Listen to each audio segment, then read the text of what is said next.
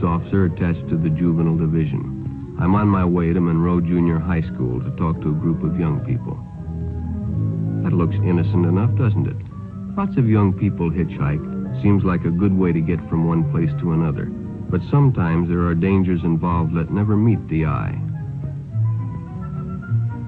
Let's take the case of Jimmy Barnes. Jimmy played baseball all afternoon, and he didn't feel like walking home, so he decided to thumb a ride.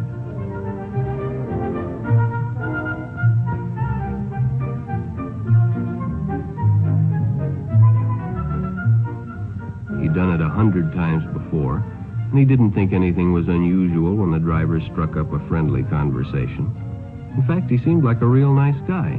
He asked Jimmy if he played baseball in the park often. Jimmy told him they practiced 3 times a week and played a rival group on Friday afternoon. The stranger was a good listener, too, and it only seemed minutes before they pulled up in front of Jimmy's house.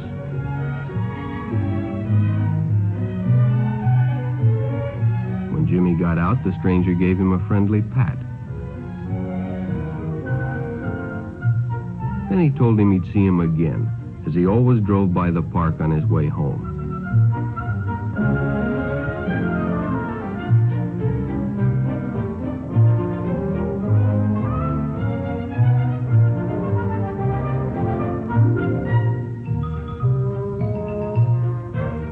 Sure enough, the following day, when Jimmy finished playing ball, well, the man was there waiting.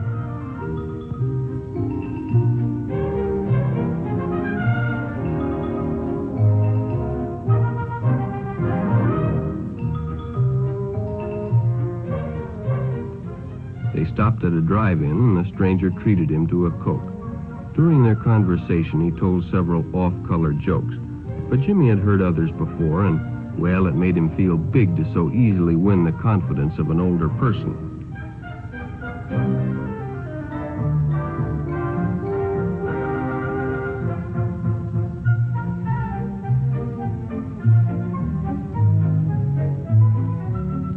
The following Saturday, they went fishing together. By now, they were using first names. Ralph said it was more friendly.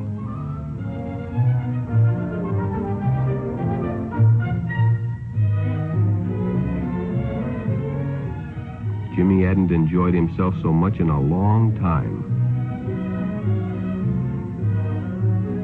Then during lunch, Ralph showed him some pornographic pictures. Jimmy knew he shouldn't be interested, but, well, he was curious. What Jimmy didn't know was that Ralph was sick, a sickness that was not visible like smallpox, but no less dangerous and contagious, a sickness of the mind. You see, Ralph was a homosexual, a person who demands an intimate relationship with members of their own sex. But by now, Jimmy felt a fondness for Ralph, and they continued to go places together. Ralph was generous and took Jimmy many interesting places and did many nice things for him. He bought presents and even gave him money, but payments were expected in return. You see, Jimmy hadn't recognized Ralph's approach soon enough. When Ralph first asked Jimmy to go fishing alone, he should have discussed it with his parents or teacher. Finally, Jimmy told his parents, and they reported it to the juvenile authorities. Ralph was arrested, and Jimmy was released on probation in the custody of his parents.